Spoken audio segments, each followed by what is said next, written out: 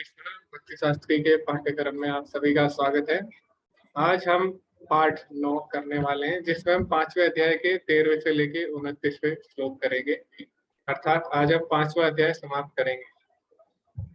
इसी के साथ हम आगे बढ़ते हैं। आगे बढ़ने से पहले एक बार हम जानेंगे पिछले अध्याय में हमने क्या क्या सीखा। तो पिछले यानी 8वें अध्याय में हमने देखा कि भगवत गीता के जो 3 से लेकर 6 तक अध्याय किस प्रकार से हमें योग के बारे में बताते हैं। उसके बाद हमने देखा किस प्रकार वैदिक यज्ञों से हम क्रमिक शुद्धि की तरफ अग्रसर होते हैं। फिर हमने 5वें अध्याय के आरंभ में चर्चा की वैराग्य की। तो हमने चर्चा की 2 प्रकार के वैराग्य हैं, और पहला वैराग्य है फल्गु वैराग्य और दूसरे प्रकार का वैराग्य युक्त वैराग्य है। और भगवान ने क्या बताया था इसमें कि वैराग्य और कर्म योग में से क्या श्रेष्ठ है। कर्म योग अधिक श्रेष्ठ है। संन्यास कर्म योगस्य निःश्रेयस्करः तयोस्तु कर्म संन्यासात् कर्म योगो विशिष्यते। तो यहाँ पे भगवान ने उत्तर दिया।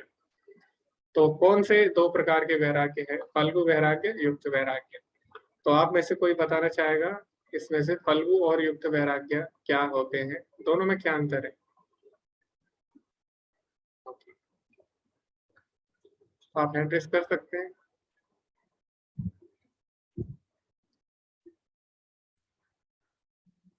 और भगवान ने ये भी बताया कि कर्म योग अधिक श्रेष्ठ है वैराग्य से। हरे कृष्णा। पल्लवी माता जी। हरे कृष्ण प्रभु जी। फल्गु वैराग्य का अर्थ है कि जो भी कोई वैराग्य जब लेता है, मतलब सारे क्रियाओं को बंद कर देता है और इंद्रिय संयमन करने के लिए, वो इंद्रिय विषयों को भी मतलब कंट्रोल करने के लिए वो जो है साधन, वो मतलब वो इंद्रिय विषयों को कंट्रोल करने के लिए, इंद्रियों को कंट्रोल करने के लिए वो वैराग्य धारण करता है। जबकि युक्त वैराग्य जो है उसमें सारे साधन जो है वो भगवान की सेवा में लगा दिए जाते हैं। और इसीलिए कर्म योग जो है वो फल्गु वैराग्य से बेटर ही कर्म योग बताया गया है कि जो सारे साधन है, जैसे प्रभुपाद जी ने भी कहा था कि जो भी कुछ साधन है वो कृष्ण की सेवा में हम लगा सकते हैं। हरे कृष्ण जी। धन्यवाद माता जी। अभी हम आगे तनुश्री माता जी से सुनेंगे। हरे कृष्ण। तनुश्री माता जी। हरे कृष्ण प्रभु जी, दंडवत प्रणाम। प्रभु जी, फल्गु वैरागी जो होते हैं वो लोग बाहर से दिखावा करते हैं। उन लोग की इंद्रिया वो उन लोग कंट्रोल करना चाहते हैं और बाहर से वो, लेकिन अंदर से वो लोग अंतःकरण से शुद्ध नहीं होते हैं। वो लोग बाह्य रूप से अपने इंद्रियों को संयमित करके लोगों को दिखाना चाहते हैं कि वो लोग सन्यासी है, लेकिन ऐसे सन्यासी को फल्गु सन्यासी कहा जाता है, फल्गु वैरागी कहा जाता है। लेकिन जो लोग इंद्रियों को कंट्रोल नहीं, इंद्रियों को संयमित करके भौतिक चीजों से उनको विरक्त करके भगवान के आध्यात्मिक चीजों से वो लोग लगाते हैं और भगवान के सेवा में अपने आनंद लेना चाहते हैं, उन लोग को युक्त वैरागी कहा जाता है प्रभु जी। माता जी धन्यवाद। तो अभी हम वर्षा माता जी से सुनेंगे, उसके बाद हम चर्चा करेंगे। हरे कृष्ण। वर्षा माता जी। हरे कृष्ण प्रभु जी, धन्यवाद प्रणाम। जी। प्रभु, फल्गु वैराग्य में जो लोग होते हैं वो अपनी इंद्रियों का त्याग जो है वो माया समझकर करते हैं। उन्हें लगता है कि अगर मैं इसमें पड़ गया तो माया के चक्कर में आ जाऊंगा और आगे मेरा पतन हो जाएगा। लेकिन जो लोग युक्त वैराग्य में होते हैं वो उसको त्यागते नहीं है, बल्कि वो ये भगवान की सेवा में अपनी इंद्रियों को भगवान की सेवा में लगाते हैं। उन्हें ऐसा लगता है कि सभी वस्तुएं जो है वो भगवान की हैं। जी। धन्यवाद माता जी। हरे कृष्ण। जी। हरे कृष्ण। तो 2 तरह के वैराग्य है, फल्गु वैराग्य, युक्त वैराग्य। तो जो फल्गु वैराग्य है उसमें क्या करते हैं, उसमें जो फल्गु वैरागी होते हैं वो सारी चीजों का त्याग माया समझकर करते हैं। और वो क्या करते हैं, वो एकांत स्थान में चले जाते हैं सब चीजों का त्याग करके। तो इस प्रकार का जो वैराग्य है इसके लिए हृदय शुद्ध होना बहुत ही आवश्यक है। वरना भगवान बताते हैं 3रे अध्याय में, भगवान बोलते हैं कर्मेंद्रियाणि संयम्य यास्ते मनसा स्मरण। जिसने सभी इंद्रिय विषयों का त्याग कर लिया लेकिन मन ही मन में अंतःकरण में वो क्या करता है, विषयों का चिंतन करता है। इंद्रियार्थान विमूढ़ात्मा मिथ्याचार से उच्यते। इस प्रकार जो करता है वो मिथ्याचारी कहलाता है। तो फल्गु वैराग्य में सब चीजों का त्याग किया जाता है और वो तब तक नहीं कर सकते जब तक हमारा हृदय शुद्ध नहीं होता। तो इसीलिए कलयुग में फल्गु वैराग्य वर्जित है। तो इसे अपूर्ण वैराग्य भी कहा जाता है। तो पूर्ण वैराग्य क्या है? पूर्ण वैराग्य ये है कि सभी चीजें भगवान की समझना, ये जानना कि कुछ हमारा नहीं है तो हम त्याग कैसे करें, जब कुछ हमारा है ही नहीं तो हम त्याग कैसे करें, तो हमें क्या करना है, सारी चीजें भगवान की सेवा में लगानी है। तो इसी को वैष्णव संन्यास या फिर युक्त वैराग्य भी बोला जाता है। तो भगवान ने क्या बताया, इस अभी 5वें अध्याय के आरंभ में भगवान बताते हैं दोनों ही मार्ग श्रेष्ठ है, संन्यास कर्मयोग श्रेयस कराओ, यानी उभो, यानी दोनों ही मार्ग श्रेष्ठ है, लेकिन तयोस्तु कर्म संन्यासात कर्म योगो विशिष्यते, लेकिन कर्म संन्यास यानी सभी कर्मों का त्याग करने से अच्छा क्या है कि सभी कार्यों को भगवान से जोड़ना, कर्म योगो विशिष्यते। तो इसके विषय में हमने चर्चा की थी और यही मार्ग हमारे आचार्यों ने बताया युक्त वैराग्य का। तो आगे आज के अध्याय में हम क्या क्या सीखने वाले हैं ये हम चर्चा करेंगे। तो पहले हमने देखा, पहले से लेके जो 6 तक जो श्लोक है उसमें भगवान ने बताया कर्म योग क्यों श्रेष्ठ है कर्म संन्यास से। उसके बाद 7 से लेके 12वें तक हमने पढ़ा निष्काम कर्म योग के बारे में। उसमें भगवान बताते हैं किस प्रकार जो निष्काम कर्म योगी होता है वो संसार के बीच में रह के कर्म करते हुए भी कर्म में नहीं बनता। उसके लिए भगवान उदाहरण भी देते हैं कि इसका कमल पत्र का, जिस प्रकार कमल पत्र जल में रहकर जल से अप्रभावित रहता है, उसी प्रकार जो निष्काम कर्म योगी होता है वो भगवान की सेवा करता है संसार के बीच में रहकर, वो एकांत स्थान पर नहीं जाता और संसार के बीच में रहकर ही भगवान की सेवा करता है और सभी को भगवान से जोड़ता है, लेकिन वो उनसे प्रभावित नहीं होता, समाज से प्रभावित नहीं होता। इसके लिए हमने उदाहरण दिया था प्रभुपाद जी का कि प्रभुपाद जी अमेरिका गए, वहां पे पाप कर्म सभी लोग करते थे, हिप्पियों के बीच में रहे, लेकिन प्रभुपाद जी उनसे प्रभावित नहीं हुए, बल्कि प्रभुपाद जी ने उनको भी भक्त बनाया। तो यही वास्तव में क्या है युक्त वैराग्य, और यही निष्काम कर्मयोग भी है। अभी जो हम आज श्लोक करेंगे 13 से लेकर 16 तक, उसमें हम जानेंगे ईश्वर, जीव और प्रकृति के बारे में और तीनों का क्या संबंध है। फिर हम 17 से लेकर 26 तक जो श्लोक करेंगे उसमें हम जानेंगे कि वास्तव में जो ज्ञानी होता है, ज्ञानी की दृष्टि क्या होती है। और अध्याय के अंत में क्योंकि इसके बाद जो अध्याय है वो ध्यान योग के विषय में है, तो इस अध्याय के अंत में भगवान ध्यान योग के विषय में थोड़ा सा हमें संकेत देंगे। और फिर अंत में जो इस अध्याय का अंतिम श्लोक है उसको शांति सूत्र भी बोला गया है। तो किस प्रकार उस श्लोक को हम अपने जीवन में अपनाकर शांति प्राप्त कर सकेंगे उसकी भी हम चर्चा करेंगे। तो इसी के साथ आगे बढ़ते हैं। तो आगे हम चर्चा करेंगे, तो 13वें श्लोक से हम स्टार्ट करेंगे। तो आज हम पढ़ने वाले 13वें से लेके 29वें तक श्लोक। तो 13 से लेके 16 तक जो श्लोक है वो हमें ईश्वर, जीव और प्रकृति के बारे में बताएंगे। तो 13वां श्लोक आरंभ करते हैं। सर्वकर्माणि मनसा संन्यसास्ते सुखं वशी नवद्वारे पुरे देहि नैव कुर्वन् कारयन्। जब देहधारी जीवात्मा अपनी प्रकृति को वश में कर लेता है और मन से समस्त कर्मों का परित्याग कर देता है, तब वह 9 द्वारों वाले नगर अर्थात भौतिक शरीर में बिना कुछ किए कराए सुख पूर्वक रह सकता है।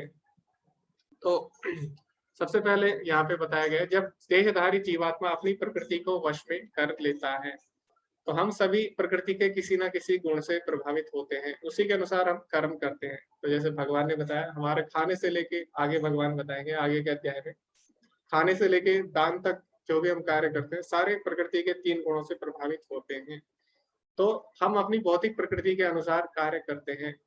तो जब हम अपनी भौतिक प्रकृति से ऊपर उठ जाते हैं, जब हम प्रकृति के 3 गुणों से ऊपर उठ जाते हैं और हम अपनी प्रकृति को वश में कर लेते हैं और मन से सभी कर्मों का परित्याग करना, यानी जो भक्ति योगी है, जो भगवान की सेवा करते हैं, वो क्या करते हैं, बाहर से आपको दिखेगा वो भी कर्म करते हैं, लेकिन उनका मन किस में लगा रहता है, हमेशा भगवान में लगा रहता है। यानी बाहर से वो कर्म कर रहे हैं लेकिन मन कहाँ लगा है, भगवान में लगा रहता है। तो जैसे कि हमारे आचार्य भी बताते हैं, येन केन प्रकारेण मना कृष्णा निवेशयेत, यानी किसी न किसी प्रकार से हमें अपने मन को भगवान में लगाना चाहिए।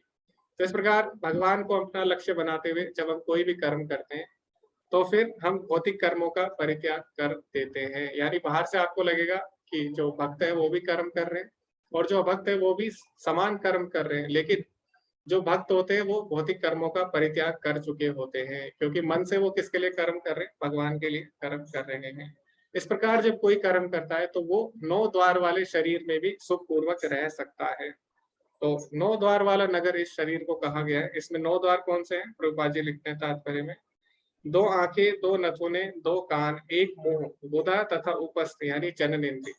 तो इस प्रकार 9 द्वारों वाले शरीर, 9 द्वारों वाले इस नगर में रहकर भी मनुष्य सुखी रह सकता है। तो उसके लिए 2 चीजें करनी होगी। पहला क्या करना होगा, प्रकृति के गुणों को वश में करना होगा, यानी प्रकृति के तीनों गुणों से हमें ऊपर उठना होगा और फिर मन को भगवान में लगाना होगा। ये निकेन प्रकारेण मना कृष्ण निवेशित।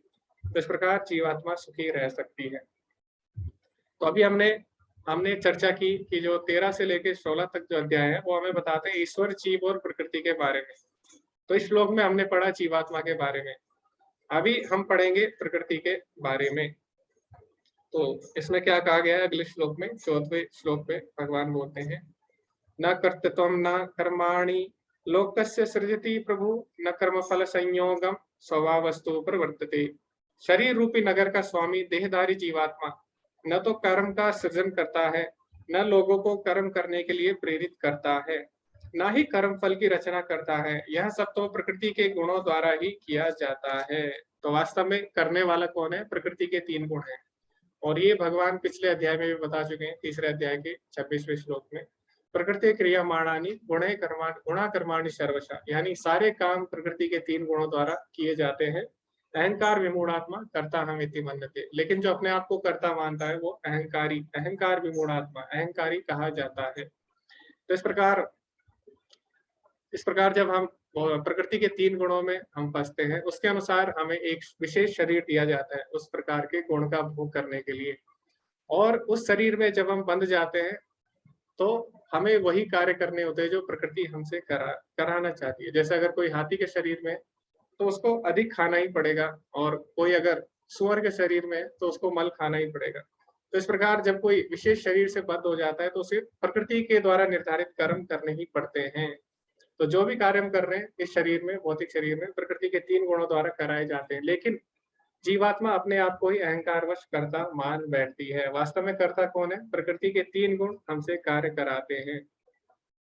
तो यहाँ पे प्रभुपाद जी उदाहरण देते हैं, जब तक वह शरीर रूपी नगर में निवास करता है तब तक वह इसका स्वामी प्रतीत होता है, किंतु वास्तव में वह न तो इसका स्वामी होता है और न इसके कर्मों तथा फलों का नियंता ही। वह तो भवसागर के बीच जीवन संघर्ष में रत प्राणी है। सागर की लहरें उसे उछालती रहती है किंतु उन पर उसका वश नहीं चलता। उसके उद्धार का एकमात्र साधन है कि दिव्य कृष्ण भावनामृत द्वारा समुद्र के बाहर आए। इसी के द्वारा समस्त अशांति से उसकी रक्षा हो सकती है। तो यहाँ पे प्रभुपाद जी बोलते हैं, जैसे कोई अगर समुद्र में है और वो समझ रहा है कि समुद्र की लहरें उसके अनुसार चल रही है, लेकिन वास्तव में ऐसा नहीं है। जो समुद्र में अगर है तो समुद्र की लहरें उसे नचाती है। इसी प्रकार व्यक्ति भौतिक शरीर धारण करता है, वो अपने आप को इसका स्वामी मान बैठता है। वो समझता है कि सारे कार्य उसके अनुसार किए जा रहे हैं, लेकिन जो भौतिक शरीर की रचना हुई है वो प्रकृति के 3 गुणों द्वारा होती है और प्रकृति के 3 गुण उससे कार्य करवाते हैं। तो यहाँ पे ये प्रभुपाद जी बोल रहे हैं। और जिस प्रकार समुद्र में लहरों पर हमारा वश नहीं है तो उससे हमें बाहर निकलना होता है, इसी प्रकार जो प्रकृति के 3 गुण है इसमें भी हमारा वश नहीं है, इससे भी हमें बाहर निकलना होगा। और कैसे निकल सकते हैं हम? तो भगवान बताते हैं, मामेव प्रपद्यन्ते मायामेतां तरन्ति। जब हम भगवान की शरण लेते हैं तो माया के 3 गुणों से हम ऊपर उठ सकते हैं, और ये केवल मनुष्य शरीर में ही किया जा सकता है। तो यहाँ पे प्रभुपाद जी ये हमें बताते हैं। तो अभी हमने पढ़ा जीव के बारे में, फिर हमने पढ़ा प्रकृति के बारे में। अभी जो श्लोक है अगला वो हमें बताएगा भगवान के बारे में। तो इस श्लोक में क्या कहा गया है? नादते कश्चित् पापम न च वा सुकृतं विभु अज्ञानेनावृतं ज्ञानम तेन मुह्यन्ति जन्तवः। 15वां श्लोक है। परमेश्वर न तो किसी के पापों को ग्रहण करता है न पुण्यों को, किंतु सारे देहधारी जीव उस अज्ञान के कारण मोहग्रस्त रहते हैं जो उनके वास्तविक ज्ञान को आच्छादित किए रहता है। यानी यहाँ पे कहा जा रहा है कि जो भगवान होते हैं वो किसी के पाप के लिए, किसी के पुण्य के लिए वो जिम्मेदार नहीं है। वास्तव में जीवात्मा जो भी कार्य कर रही है उसके लिए वो स्वयं जिम्मेदार रहती है और भगवान इससे अप्रभावित रहते हैं। तो इस पर हम चर्चा करेंगे, डिस्कशन करेंगे। तो यहाँ पे अगर हम तात्पर्य पढ़ेंगे तो इसमें प्रभुपाद जी लिखते हैं वेदांत सूत्र से, और उसमें क्या बोलते हैं? भगवान तो किसी से नफरत करते हैं, ना ही किसी को प्रेम करते हैं, हालांकि वह प्रकट होते हैं, फिर भी वह प्रकट होते हैं। तो अभी हम चर्चा करेंगे कि वास्तव में दुख का कारण क्या है। तो यहाँ पे साफ साफ बोला गया है कि भगवान किसी के भी दुख में या सुख में भाग नहीं लेते। ठीक है, और अज्ञान के कारण जीवात्मा समझ रहा है कि जो भी कुछ हो रहा है वो भगवान के कारण ही है, जबकि वास्तव में ऐसा नहीं है। भगवान किसी के सुख और दुख में भाग नहीं लेते। लेकिन हमने क्या पढ़ा है? हमने तो पढ़ा है कि भगवान ही सभी कारणों के कारण है।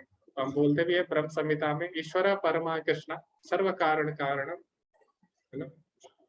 तो हम ऐसे भी बोलते हैं अंत में, ईश्वर परमा कृष्ण सच्चिदानंद विग्रह अनादिरादिर गोविंद सर्व कारण कारण। तो हम बोलते हैं कि भगवान ही सभी कारणों के कारण है। लेकिन यहाँ पे कहा गया है श्लोक में कि भगवान किसी भी के भी सुख या दुख के कारण नहीं है।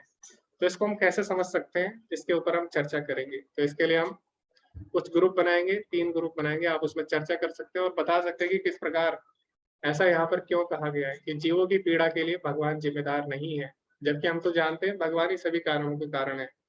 तो इस पर हम चर्चा करेंगे। और इसके लिए जैसे कि हमने पिछले अध्याय में देखा कि माता जी ने बोला था कि 5 मिनट का समय कम पड़ जाता है, तो हम इसको 8 मिनट रखेंगे और इसकी चर्चा करेंगे।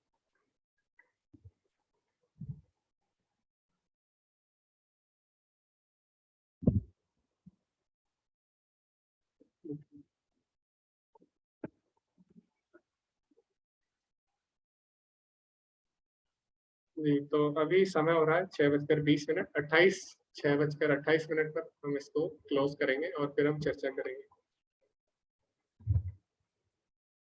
कि वास्तव में जीवों के दुख के लिए कौन जिम्मेदार है।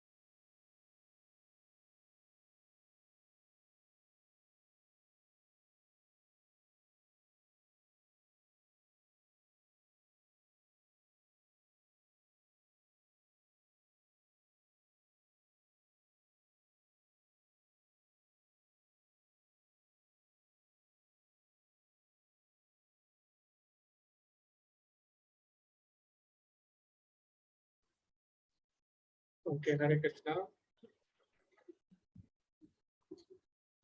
जी पुष्कर प्रभु जी, हरे कृष्णा। हरे कृष्णा प्रभु जी। प्रभु जी, जो हमारा डिस्कशन हुआ उसमें पार्टिसिपेंट थे चेतन प्रभु जी, अलका माता जी, वनाली माता जी, दिगंबर प्रभु जी, अलका माता जी, पल्लवी माता जी, चेतन प्रभु जी, वनाली माता जी, अलका माता जी, दिगंबर जी पल्लवी माता जी।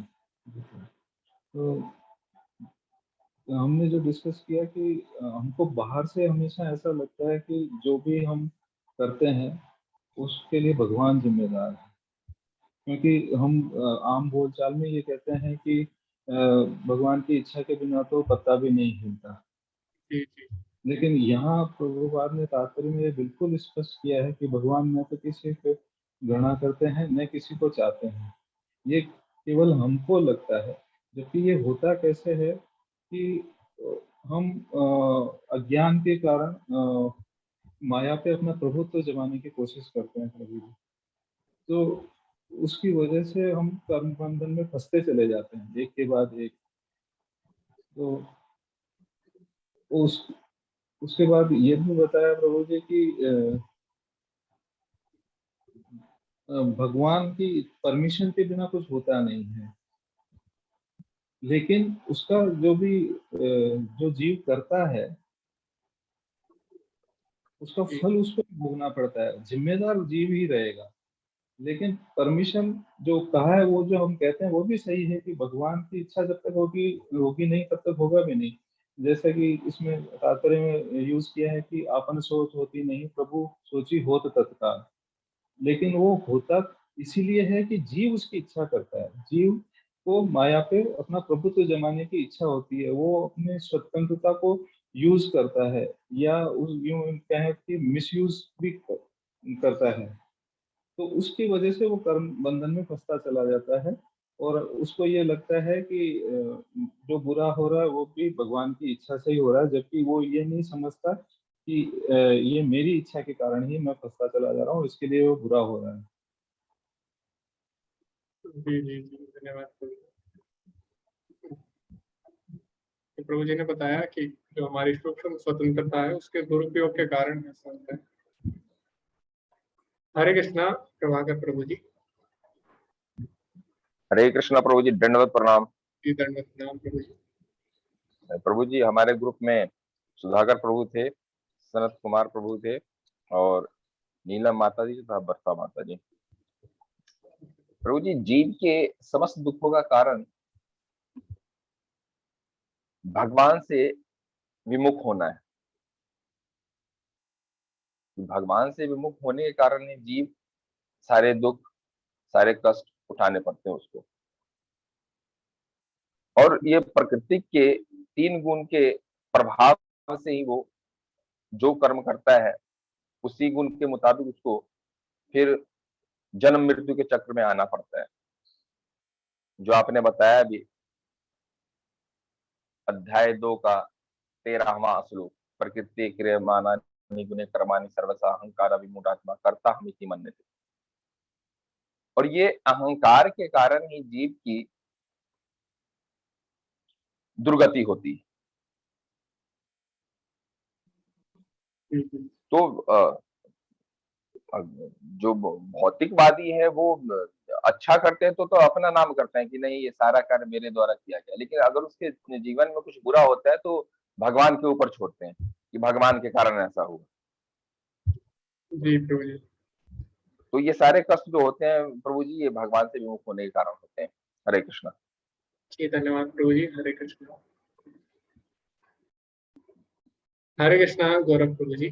तो प्रभु जी ने बताया कि भगवान से विमुख होने के कारण ही ये सब होता है। जी प्रभु जी, आप इस पे क्या बोलना चाहेंगे? जी प्रभु जी, हरे कृष्णा, धन्यवाद प्रणाम। प्रभु जी, हमारे ग्रुप में आरती माता जी, रितेश प्रभु जी, अरविंद प्रभु जी, तनुश्री माता जी, ममता माता जी और मैं था।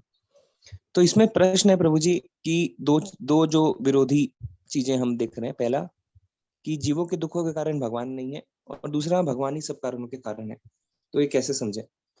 तो इस पे संयोगवश हमारी क्लास में भी कल भक्ति वृक्ष में चर्चा हुई थी, तो उससे काफी मदद मिली। वर्षा माता जी, तनुश्री माता जी, आरती माता जी ने काफी कल मदद करी। तो इसमें हम ये समझ रहे हैं प्रभु जी कि पहले तो जीव को जो सूक्ष्म स्वतंत्रता मिली है, उसके कारण जीव इच्छा करता है। तो जब हम इच्छा करते हैं तो वो इच्छा तमोगुनी, रजोगुनी, सतोगुनी कुछ भी हो सकती है। उसके हिसाब से प्रकृति के 3 गुण हमारे कर्मों को चुनते हैं। तो जो हम पढ़े कि प्रकृति है क्रियमाणानि, गुण है कर्मणि सर्वशः। तो हमारी इच्छा जैसे हमने चुनी, प्रकृति के गुणों ने हमारी कर्मों को चुने। अब उससे जो सुख और दुख हमें मिलेगा वो हम भोगेंगे। तो यानी जिम्मेदार हम हैं, क्योंकि हमने इच्छा करी। तो अब तो ये तो हुआ कि हम हमारे दुखों के कारण हैं। तो भगवान फिर सर्व कार्यों के कारण क्यों है? वो इसलिए है क्योंकि जब हम इच्छा करते हैं और मोहग्रस्त होते हैं तो भगवान हमें अपनी इच्छा पूर्ति करने देते हैं। इसमें प्रभुपाद जी बताते हैं कि हम इच्छाओं को पूरा करने में सर्वशक्तिमान नहीं है। तो भगवान है जो हमारी इच्छाओं को पूरी करने देते हैं, उन्हीं की शक्ति है, किंतु वो फलों के लिए उत्तरदायित्व नहीं है। तो इसीलिए भगवान हमारे दुखों के कारण नहीं है, किंतु सब कारणों के कारण है। क्योंकि हमारी इच्छा के हिसाब से जो हमें फल मिले उसके उत्तरदायित्व हम है, किंतु क्योंकि हमारे अंदर शक्ति नहीं है कि हम अपनी इच्छा पूरी करें, वो शक्ति हमें भगवान से मिलती है। भगवान ही उस इच्छा को पूरी करने देते हैं। तो इसमें उदाहरण के तौर पे अगर हम समझें तो अगर कोई पुत्र है और उसके पिता है, वो जाते हैं बाजार में और पुत्र इच्छा करता है कि मुझे चॉकलेट खानी है, तो उससे पिता जो है वो थोड़ी प्रेरणा देने की कोशिश करता है कि नहीं, ये गलत है। पर अगर हमारी इच्छा दृढ़ रहती है, अगर पुत्र की इच्छा दृढ़ है, तो पिता हार के उसे इच्छा पूरी करने देता है। पर जो उसके बाद उस पुत्र को दुख होता है, उसके दांत खराब होते हैं, तो उसका उत्तरदायित्व पिता नहीं लेता है। तो उसका उत्तरदायित्व बच्चे को खुद लेने पड़ेगी, क्योंकि उसने इच्छा करी और समझाने के बावजूद वो नहीं समझा और उसके पिता ने उसको इच्छा पूरी करने दी, क्योंकि पुत्र इतना सक्षम नहीं था कि वो अपनी इच्छा पूर्ति खुद कर सके। तो पिता ने उसकी इच्छा पूर्ति करी, किंतु उत्तरदायित्व जो है वो पुत्र को लेना पड़ेगा। जी प्रभु जी। जी धन्यवाद प्रभु जी। हरे कृष्ण, बहुत ही सुंदर आपने उदाहरण दिया। तो अभी हम इस पर चर्चा करेंगे, प्रभुपा जी के तात्पर्य पढ़ेंगे। तो प्रभुपा जी यहाँ पे लिखते हैं, भगवान परमात्मा रूप में जीव के चिर संगी रहते हैं। फलतः वे प्रत्येक जीव की इच्छाओं को उसी तरह समझते हैं जिस तरह फूल के निकट रहने वाला फूल की सुगंध को। तो परमात्मा हमेशा हमारे हृदय में रहते हैं। तो भगवान क्या बोलते हैं कि भगवान भूत भी जानते हैं, भविष्य भी जानते हैं और वर्तमान भी जानते हैं। क्यों जानते हैं? क्योंकि हमेशा भगवान हमारे साथ रहते हैं। तो इसीलिए भगवान जो भूतकाल में हो चुका है वो भी जानते हैं, हम क्या कर चुके हैं, अभी वर्तमान में हम क्या कर रहे हैं वो भी भगवान जानते हैं, और हम भविष्य में क्या करने की इच्छा करते हैं वो भी भगवान जानते हैं। क्यों? क्योंकि भगवान हमेशा हमारे हृदय में रहते हैं। तो प्रभुपाद जी ने उदाहरण दिया है फूल का। जैसे फूल के सामने अगर कोई रहेगा तो फूल की सुगंध से वो भांप लेगा। तो इसी प्रकार परमात्मा हमारे हृदय में रहते हैं। तो जो भी हम इच्छा करते हैं परमात्मा को पता लग जाती है। और परमात्मा क्या करते हैं, जब भी हम कोई गलत कार्य करने वाले होते हैं तो हमारे हृदय से हमें लगता है कि हम ये कार्य सही नहीं कर रहे, तो ऐसा हमारे हृदय से बार बार आवाज आती है। परमात्मा बोलते हैं ये कार्य सही नहीं है, लेकिन फिर भी लोग क्या करते हैं, गलत काम कर बैठते हैं अपनी इच्छा के अनुसार। तो परमात्मा उन्हें संकेत देते हैं कार्य गलत करने का, लेकिन फिर भी वो क्या करते हैं, जैसे कि प्रभु जी ने उदाहरण दिया, जैसे बच्चा होता है उसको पता है ये कार्य गलत है, लेकिन फिर भी वो जिद करता है उसके पिता के समझाने के बाद भी। तो फिर पिता क्या करते हैं, अंत में उसकी इच्छा पूरी करते हैं। अब क्योंकि अगर भगवान क्या करेंगे, भगवान उसकी सजा का विधान नहीं बनाएंगे, ठीक है, तो क्या करेगा, बार बार गलत इच्छाएं करता रहेगा। इसीलिए भगवान ने क्या किया, भगवान ने कर्मों के फलों को बनाया है। तो कोई बुरे कर्म अगर करता है तो उसे बुरे फल मिलेंगे, ताकि अगली बार वो बुरी इच्छा ना कर सके। तो इसीलिए भगवान ने जो भौतिक जगत बनाया है, अंत में इसीलिए बनाया है कि सब हर कोई भगवान के पास ही जाए घूम के। तो जो माया है, माया हमेशा हमें 3 ताप देती है। तो माया के जो त्रिविधा ताप है, उन्हीं के कारण क्या होता है, फिर हम इस संसार से हम ऊपर उठने की सोचते हैं। क्योंकि इन संसार में अगर दुख नहीं आएंगे हमारे पूरे कर्मों के कारण, तो हम इस संसार में ही बंधे रह जाएंगे हमेशा के लिए, जबकि हमारा वास्तविक संबंध भगवान से है। तो माया क्या करती है, माया हमें 3 तरह के ताप देती है हमारे कर्मों के अनुसार, जिससे हम जिज्ञासा कर सके कि हमारे जीवन में दुख क्यों आ रहा है, और हम सुधार कर सके और हम दोबारा से अपने घर यानी भगवान के धाम वापस जा सके।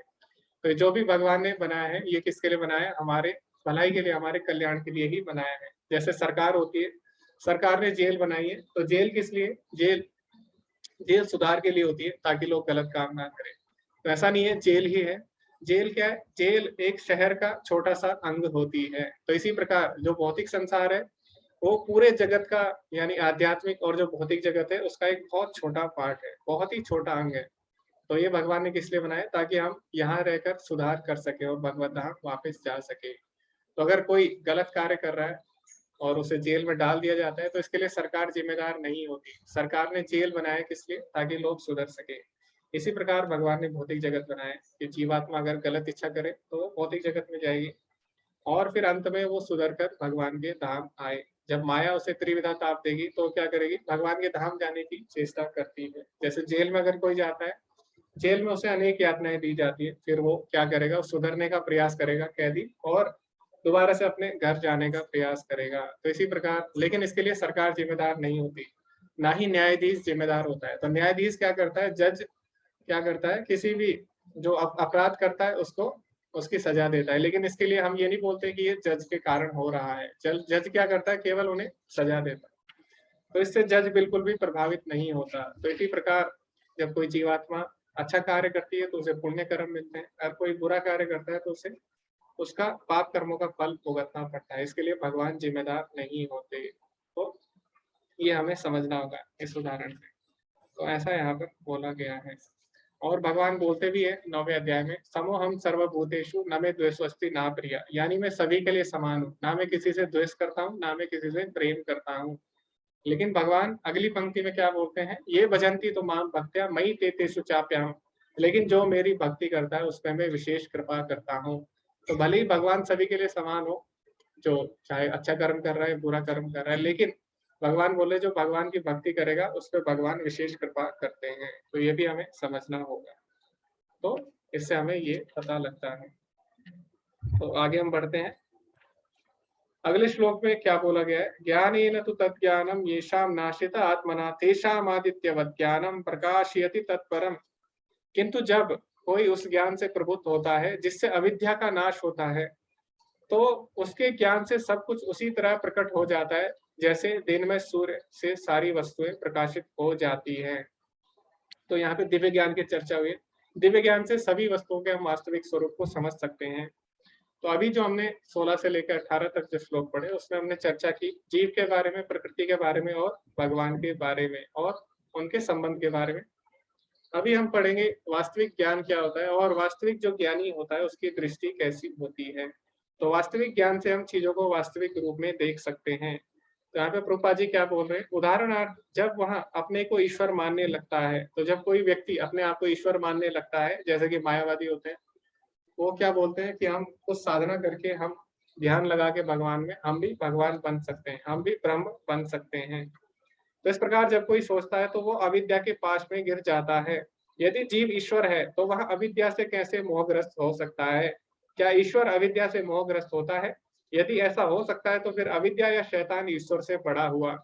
तो जो मायावादी होते हैं वो क्या बोलते हैं कि वास्तव में हम लोग भगवान है, हम लोग भी ब्रह्म है, परम ब्रह्म है, और अविद्या के कारण क्या हुआ? हम भूल गए कि हम भगवान हैं। लेकिन जब हम ध्यान करेंगे तो उससे क्या होगा? हमें दोबारा याद आ जाएगा कि हम लोग भगवान हैं और हम लोग भी भगवान बन जाएंगे। लेकिन ऐसा नहीं है, प्रभुपाद जी बोल रहे हैं। क्यों? क्योंकि अगर अविद्या के कारण, अगर भगवान अविद्या के कारण भूल जाते हैं कि हम भगवान हैं, तो यानी अविद्या भगवान से बड़ी हुई, और ऐसा नहीं हो सकता। तो इसीलिए इस प्रकार जो सोचता है ये क्या है? ये शैतान। यहाँ पे प्रभुपाद जी बोलते हैं तो फिर अविद्या या शैतान ईश्वर से बड़ा हुआ। तो जैसे कि हम ईशोपनिषद पढ़ते हैं उसमें भी चर्चा होती है इसकी। उसमें क्या बोला गया है कि विद्याम च अविद्याम, विद्या और अविद्या की वहां पे बात होती है। तो उसमें बोला गया है कि जो लोग विद्या में है वो अंधम तमा प्रविशन्ति ये अविद्याम उपासते। तो जो लोग अविद्या में है वो लोग क्या करते हैं? नरक की ओर जाते हैं। अंधम तमा प्रविशन्ति ये अविद्याम उपासते ततो भूय ततो यो विद्यायाम रता। लेकिन जो लोग विद्या में है, यानी गलत विद्या जो लोग कर रहे हैं, वो उससे भी गहरे नरक में जाएंगे। तो जो लोग अविद्या में है वो नरक जाएंगे, लेकिन जो गलत विद्या में है वो और भी घने नरक को जाएंगे। जो मायावादी हैं वो ज्ञानी होते हैं, लेकिन उन्हें गलत ज्ञान होता है, वो अपने आप को ईश्वर मान बैठते हैं, इसीलिए वो घोर नरक की तरफ जाएंगे। तो यहाँ पे प्रभुपाद जी यही बोल रहे हैं, और प्रभुपाद जी इसका उदाहरण भी देते हैं। मनुष्य को ईश्वर और जीव के अंतर को समझना होगा। अतः भगवान कृष्ण ने 2य अध्याय में स्पष्ट कहा है भगवान ने दूसरे अध्याय के 12वें श्लोक में क्या कहा है, न तो हम जातुनासम न तम नेमे जनाधिपा न चैव न भविष्यामा सर्वे वयम अता परमा। तो भगवान बोलते हैं ये राजागण जो तुम देख रहे हो, तुम और मैं सभी लोग क्या है, शाश्वत हैं। यानी कभी भी ऐसे नहीं होगा कि तुम भगवान बन जाओगे, हम लोग शाश्वत हैं और हमेशा रहेंगे। तो इसी के साथ प्रभुपाद जी बोलते हैं कि ऐसा क्यों होता है, क्योंकि रात्रि के समय अंधकार में हमें प्रत्येक वस्तुएं एक सी दिखती हैं। तो जब हमारा वास्तविक ज्ञान नहीं होता तो हम चीजों को वास्तविक स्वरूप में नहीं देख सकते। हम लोग क्या है, डिपेंडेंट है। तो हमें अगर किसी वस्तु को देखना है तो हम अपनी इच्छा से नहीं देख सकते। जब तक बाहरी स्रोत ना हो, जब तक लाइट ना हो, जब तक सूर्य ना हो, तब तक हम किसी वस्तु को नहीं देख सकते। तो किंतु दिन में सूर्य के उदय होने पर सारी वस्तुएं अपने अपने वास्तविक स्वरूप में दिखती है। आध्यात्मिक जीवन में व्यष्टि की पहचान ही वास्तविक ज्ञान है। तो ये बात समझना कि हम लोग आत्मा है और परमात्मा अलग है, और हम परमात्मा के दास है। दास भूतो हरे रेव नान्य से कदाचिना, यानी जीवात्मा का स्वरूप क्या है, हमेशा भगवान का दास। तो यही वास्तव में ज्ञान है। तो यहाँ पे प्रभुपाद जी बोलते हैं, तो इसका उदाहरण प्रभुपाद जी ने दिया है कि वास्तविक ज्ञान क्या है। तो आगे हम अगला श्लोक पढ़ेंगे, उसमें क्या बोला गया है, जब मनुष्य की बुद्धि, मन, श्रद्धा तथा शरण सब कुछ भगवान में स्थिर हो जाते हैं, तभी वह पूर्ण ज्ञान द्वारा समस्त कल्मश से शुद्ध होता है और मुक्ति के पथ पर अग्रसर होता है। तो प्रभुपाद जी तात्पर्य में क्या लिख रहे हैं, परम तत्व का अर्थ परम सत्य है, जो भगवान को ब्रह्म, परमात्मा तथा भगवान के रूप में जानने वालों द्वारा समझा जाता है। भगवान ही इस परम तत्व की पराकाष्ठा है, उनसे बढ़कर कुछ नहीं है। भगवान कहते हैं, मत्ता परतरम नान्य किंचित अस्ति धनंजय। कृष्ण निराकार ब्रह्म का भी अनुमोदन करते हैं, ब्रह्मणो ही प्रतिष्ठा हम। अतः सभी प्रकार से कृष्ण परम सत्य अर्थात परम तत्व हैं, जिनके मन, बुद्धि तथा श्रद्धा तथा शरण कृष्ण में है, अर्थात जो पूर्णतः कृष्ण भावना भावित है, वह सारे कल्मशों से धुल जाते हैं और उन्हें ब्रह्म संबंधी प्रत्येक वस्तु का पूर्ण ज्ञान हो जाता है। तो भगवान को हम वास्तविक रूप में तभी समझ सकते हैं जब हम भगवान की भक्ति करते हैं। भगवान स्वयं भगवत गीता में बोलते हैं, भक्त्या माम अभिजानाति यावान चश्मि तत्वता। केवल भक्ति के द्वारा ही भगवान को पूर्ण रूप से समझा जा सकता है। तो जो अन्य साधना करते हैं, जो अष्टांग योग करते हैं, वो भगवान को परमात्मा रूप में समझते हैं, और जो ज्ञानी होते हैं वो भगवान को निराकार ब्रह्म के रूप में समझते हैं। लेकिन भगवान का भक्त ही भगवान को पूरी तरह समझकर इस भौतिक कल्मश से मुक्त हो सकता है। तो इसीलिए भक्ति एकमात्र उपाय है भगवान को पूरी तरह समझने का, भगवान ने स्वयं भगवत गीता में बताया है। अभी अगले श्लोक में भगवान बताते हैं वास्तविक जो ज्ञानी होता है उसकी दृष्टि कैसी होनी चाहिए। तो ज्ञानी की दृष्टि कैसी होती है, विद्या विनय संपन्ने ब्राह्मणे कवि हस्तिनी सुनी चैव स्वपाके च पंडिता समदर्शिना। विनम्र साधु पुरुष अपने वास्तविक ज्ञान के कारण एक विद्वान तथा विनीत ब्राह्मण गाय, हाथी, कुत्ता तथा चंडाल को समान दृष्टि से अर्थात समान भाव से देखते हैं। तो इसका अर्थ क्या हुआ, तो इसका अर्थ ये नहीं हुआ कि वो व्यक्ति समान दृष्टि से देखने का मतलब ये नहीं हुआ कि सभी के साथ समान व्यवहार वो करेगा। वो कैसा समझता है, वो सभी को भगवान के अंश के रूप में देखता है, क्योंकि उसको पता है कि जो भी शरीर किसी को मिला है वो प्रकृति के विशेष गुण से प्राप्त हुआ है। तो चंडाल के हृदय में भी भगवान है, और जो एक कुत्ता है उसके हृदय में भी भगवान है, हाथी के हृदय में भी भगवान है। इस प्रकार जो भगवान के भक्त होते हैं सभी को भगवान के अंश के रूप में देखते हैं। तो क्या करते हैं, वो चाहते हैं कि सभी भगवान से जुड़े, सभी भगवान की भक्ति करें। तो किसी में भी भेदभाव नहीं करते, वो चाहते हैं कि सभी को भगवान की सेवा में लगाया जाए, और वो केवल भक्ति योग से ही संभव है। बाकी जो योग है, अष्टांग योग है, उसमें व्यक्ति अपने उत्थान के बारे में सोचता है, ध्यान करता है।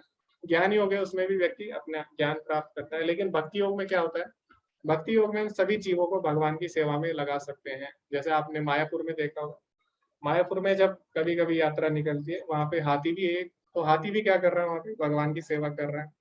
इस प्रकार भक्ति योग में हम देखते हैं, जब हम भगवान को अलग अलग फूल अर्पित करते हैं तो हम क्या करते हैं, पौधे जो हैं उनको भी भगवान की सेवा में लगाते हैं। जब हम भगवान को फल अर्पित करते हैं, सब्जियां अर्पित करते हैं, तो जो पेड़ हैं, पौधे हैं, वो भी भगवान की सेवा में लग जाते हैं। तो इस प्रकार पेड़ पौधे, और चाहे वो जानवर हो या कोई भी हो, तो सब भगवान की भक्ति कर सकते हैं। और भगवान का भक्त यही चाहता है कि सभी लोग भगवान की भक्ति में लगे। तो जब हम हरे कृष्ण महामंत्र का जप करते हैं, उससे क्या होता है, उससे कई जानवर ऐसे हैं जो भगवान का नाम नहीं ले सकते, और हमारे आसपास कई कीट भी होते हैं, बहुत सारे जानवर भी होते हैं। तो जब हम हरे कृष्ण महामंत्र का जप करते हैं तो इससे उन्हें भी लाभ मिलता है। तो इसीलिए भक्ति योग को श्रेष्ठ बोला गया है, क्योंकि भक्ति योग द्वारा हम सभी को भगवान की सेवा में लगा सकते हैं। और जो भगवान का भक्त होगा वो क्या करेगा, वो भी देखता है कि सभी लोग भगवान के अंश हैं, तो इसीलिए वो सभी को भगवान की सेवा में लगाता है, सभी को भगवान से जोड़ना चाहता है। तो यही वास्तव में सही दृष्टि है। तो आगे भगवान क्या बोलते हैं, इहेव तर्जित सर्गो येषां साम्ये स्थितं मनः निर्दोषामि समा ब्रह्म तस्मात् ब्रह्मणि ते स्थिता। जिनके मन एकत्व तथा समता में स्थित है, उन्होंने जन्म तथा मृत्यु के बंधनों को पहले ही जीत लिया है, वे ब्रह्म के समान निर्दोष हैं और सदा ब्रह्म में ही स्थित रहते हैं। तो यहाँ पे निर्दोष शब्द की चर्चा हुई है कि जो व्यक्ति क्या करते हैं, जन्म और मृत्यु के बंधनों को पहले ही जीत लेते हैं, वह वास्तव में निर्दोष हैं। तो निर्दोष का अर्थ क्या है, वो प्रभुपाद जी अपने तात्पर्य में लिखते हैं, भगवान निर्दोष है क्योंकि वह आसक्ति तथा घृणा से रहित है। इसी प्रकार जब जीव आसक्ति एवं घृणा से रहित होता है तो वह भी निर्दोष बन जाता है और वैकुंठ जाने का अधिकारी हो जाता है। ऐसे व्यक्तियों को पहले से ही मुक्त मानना चाहिए, उनके लक्षण आगे बतलाए गए हैं। तो निर्दोष का अर्थ क्या है, निर्दोष का अर्थ है जो आसक्ति और घृणा से ऊपर उठ जाता है, यानी किसी भी चीज से आसक्त नहीं रहता और किसी से भी घृणा नहीं करता, यानी सभी को समान दृष्टि से और परमात्मा के अंश रूप में देखता है। तो परमात्मा के अंश के रूप में कैसे देखता है, ये हमने पिछले श्लोक में चर्चा की। अभी भगवान आगे उसके लक्षण बताते हैं ऐसे व्यक्ति के, जो ना तो प्रिय वस्तु को पाकर हर्षित होता है और न अप्रिय को पाकर विचलित होता है, जो स्थिर बुद्धि है, जो मोह रहित है और भगवत विद्या को जानने वाला है, वह पहले से ही ब्रह्म में स्थित रहता है। और ऐसा मुक्त पुरुष भौतिक इंद्रिय सुख की ओर आकृष्ट नहीं होता, अपितु सदैव समाधि में रहकर अपने अंतर में आनंद का अनुभव करता है। इस प्रकार स्वरूप शुद्ध व्यक्ति पर ब्रह्म में एकाग्रचित्त होने के कारण असीम सुख को भोगता है। तो प्रभुपाद जी लिखते हैं अपने तात्पर्य में कि जब तक व्यक्ति को अंदर से सुख नहीं मिलेगा, जब तक व्यक्ति आत्मा में सुख नहीं प्राप्त करेगा, तब तक वह भौतिक सुखों को नहीं छोड़ सकता। तो जब कोई भगवान की भक्ति में लगता है तो उससे क्या होता है, उससे हमारी आत्मा को सुख मिलता है, यानी हम सुख के लिए बाहरी स्रोत पर निर्भर नहीं रहते, क्योंकि हमें वास्तविक सुख आत्मा से प्राप्त होता है। क्योंकि वास्तविक जो आत्मा का लक्षण है वो क्या है, सच्चिदानंद। तो क्योंकि हम लोग भगवान के अंश हैं और भगवान क्या है, सच्चिदानंद, तो आत्मा भी क्या है, सत चित और आनंद से परिपूर्ण है। तो हमें अगर वास्तविक आनंद चाहिए तो कहाँ से मिल सकता है, आत्मा और परमात्मा के संबंध द्वारा ही मिल सकता है, और भक्ति के द्वारा हम वो संबंध स्थापित कर सकते हैं। तो जब हम अपने अंदर से जब हमें आनंद मिलता है आत्मा और परमात्मा के संबंध से, तो हम बाहरी जो स्रोत है उस पर निर्भरता छोड़ देते हैं, जो बाहरी सुख है उससे हम आसक्ति छोड़ सकते हैं। तो फिर हम बाहरी जो भौतिक विषय है उनकी ओर आकृष्ट नहीं होते हैं। तो इसके लिए यमुनाचार्य जी ने एक श्लोक भी लिखा है। तो यमुनाचार्य जी क्या बोलते हैं, जब से मैं कृष्ण की दिव्य प्रेमा भक्ति में लगकर उसमें नित्य नवीन आनंद का अनुभव करने लगा हूँ, तब से जब भी काम सुख के बारे में सोचता हूँ इस विचार पर ही थूकता हूँ और मेरे होंठ अरुचि से सिमट जाते हैं। तो ये भी यहाँ पे यमुनाचार्य जी ने लिखा है कि जब वो भगवान के बारे में सोचते हैं, भगवान के चरण कमलों का ध्यान करते हैं, तो भौतिक सुख उन्हें भौतिक सुखों पर थू करते हैं, इस तरह उन्होंने लिखा है। तो प्रभुपाद जी बोलते हैं, भौतिकता की दृष्टि में काम सुख ही सर्वोपरि आनंद है, सारा संसार उसी से वशीभूत है, और भौतिकतावादी लोग तो इसे प्रोत्साहन के बिना कोई कार्य नहीं कर सकते, किंतु कृष्ण भावनामृत में लीन व्यक्ति काम सुख के बिना ही उत्साह पूर्वक अपना कार्य करता है। यही आत्म साक्षात्कार की कसौटी है। आत्म साक्षात्कार तथा काम सुख कभी एक साथ नहीं चल सकते। कृष्ण भावना भावित व्यक्ति जीवन मुक्त होने के कारण किसी प्रकार के इंद्रिय सुख द्वारा आकर्षित नहीं होता। तो ये यहाँ पर जो महान भक्त हैं उनके लक्षण बताए गए हैं।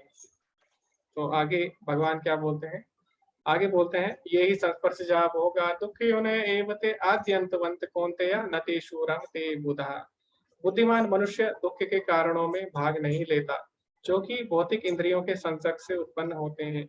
हे कुंती पुत्र, ऐसे भोगों का आदि तथा अंत होता है, अतः चतुर व्यक्ति उसमें आनंद नहीं लेता। तो जो भी क्षणिक वस्तु है वो हमें शाश्वत सुख नहीं दे सकती, यानी अगर हमें परमानेंट हैप्पीनेस चाहिए, परमानेंट सुख चाहिए, तो हमें टेम्पररी चीजों से नहीं मिल सकता। तो परमानेंट सुख हमें परमानेंट चीजों से ही मिल सकता है। तो परमानेंट क्या है, भगवान।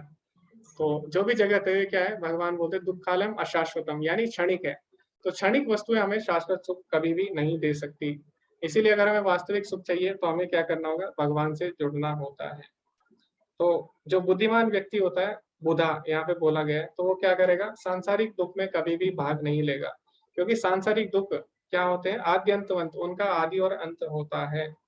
और यहाँ पे प्रभुपाद जी लिखते हैं पद्म पुराण में कहा गया है रमन्ते योगिनो अनंते सत्यानंदे चिदात्मनि इति राम पदे नासो परम ब्रह्म विधीयते।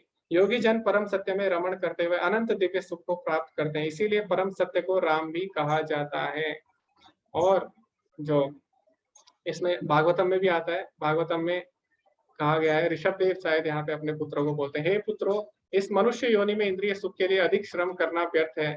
ऐसा सुख तो सूकरों को भी प्राप्त है। इसकी अपेक्षा तुम्हें इस जीवन में तप करना चाहिए जिससे तुम्हारा जीवन पवित्र हो जाए और तुम असीम असीम दिव्य सुख को प्राप्त कर सको।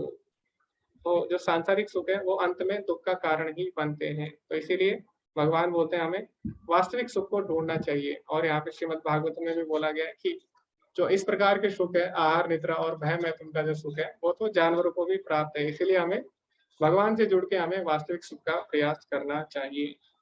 तो इस प्रकार यहाँ पे बोला गया है। यहाँ पे कोई चर्चा करना चाहता है आप कर सकते हैं, यहाँ तक अगर किसी को कोई डाउट है। आगे हम चर्चा करेंगे फिर।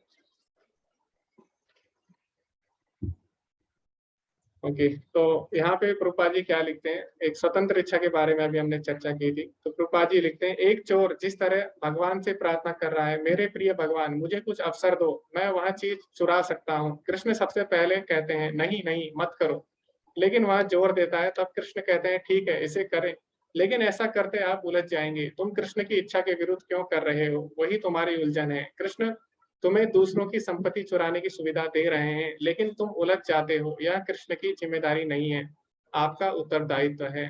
तो जब भी कोई गलत कार्य करता है, परमात्मा उसके हृदय से परमात्मा उसे चेतना देते हैं कि जो तुम कार्य कर रहे हो गलत है, लेकिन फिर भी क्या करता है व्यक्ति, अपनी इच्छा, अपनी इंद्रिय सुख के लिए या अपनी इच्छा पूर्ति के लिए व्यक्ति कार्य करता है और वो संसार में बंध जाता है। तो चैतन्य चरितामृत में भी बोला गया, आत्मेंद्रिय प्रीति वाचा तारे बोले काम, कृष्णेंद्रिय प्रीति इच्छा धरे प्रेम नाम। तो जब व्यक्ति अपनी इच्छा, अपनी इंद्रिय तृप्ति के लिए कार्य करता है तो वो काम में परिवर्तित हो जाता है और काम मनुष्य के पतन का कारण बनता है। लेकिन जब व्यक्ति वही कार्य भगवान की इच्छा के लिए, भगवान की प्रसन्नता के लिए करता है तो प्रेम में परिवर्तित हो जाता है। तो सूक्ष्म स्वतंत्रता के सदुपयोग या दुरुपयोग से ही हम संसार में बंध या उससे मुक्त हो सकते हैं। और आगे प्रभुपाद जी बोलते हैं, वहां तुम्हें अनुमति दे सकता है, लेकिन सुख दुख तुम्हें ही लेने होंगे। आप अनुमति के लिए आग्रह करते हैं, मैं यहाँ करना चाहता हूँ, और बिना अनुमति के आप ऐसा नहीं कर सकते, इसीलिए कृष्ण तुम्हें अनुमति देते हैं। ठीक है, आप इसे करते हैं लेकिन अपने जोखिम पर। कृष्ण नहीं चाहते कि आप इसे करें, लेकिन आप इसे करना चाहते हैं, इसलिए वहां अनुमति देते हैं। अभी हम अगले श्लोक की तरफ पढ़ेंगे। तो अगले श्लोक में क्या बताया गया है,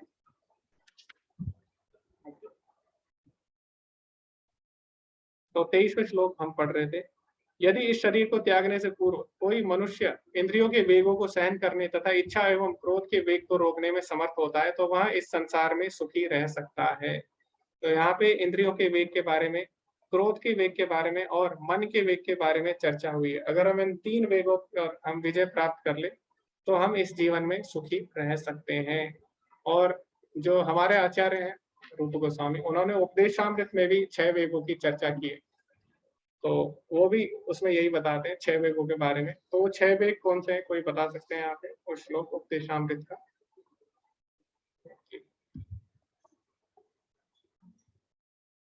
तो यहाँ पे पहले से ही हैंड रेज है, इसीलिए मेरे को पता नहीं है। हरे कृष्णा प्रभाकर प्रभु जी, आपने हैंड रेज किया है, आप बता सकते हैं इसके बारे में?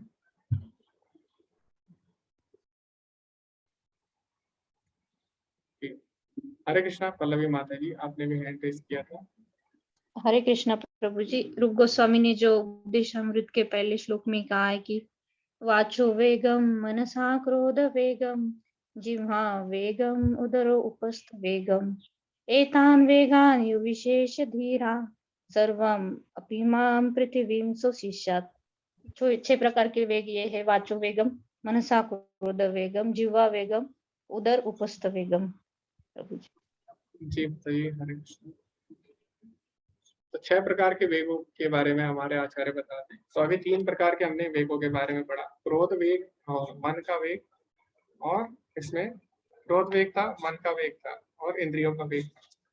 तो यही श्लोक हमें उपदेशामृत के पहला ही श्लोक है। तो इसमें भी जो रूप गोस्वामी 6 वेगों की चर्चा करते हैं और वो बोलते हैं उसमें कि 6 प्रकार के वेगों को जो वश में कर लेता है और उससे क्या कर सकता है, पूरी पृथ्वी में भगवत नाम का प्रचार कर सकता है, यानी पूरी पृथ्वी में प्रचार कर सकता है और पूरी पृथ्वी में शिष्य बना सकता है।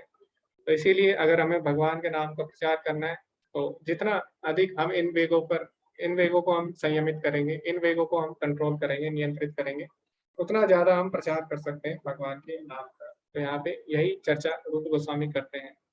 और अगले श्लोक में हम पढ़ेंगे, अगले श्लोक में क्या बोलते हैं, जो अंतःकरण में सुख का अनुभव करता है, जो कर्मठ है और अंतःकरण में ही रमण करता है तथा जिसका लक्ष्य अंतर्मुखी होता है, वह सचमुच पूर्ण योगी है, वह पर ब्रह्म में मुक्ति पाता है और अंततः ब्रह्म को प्राप्त करता है।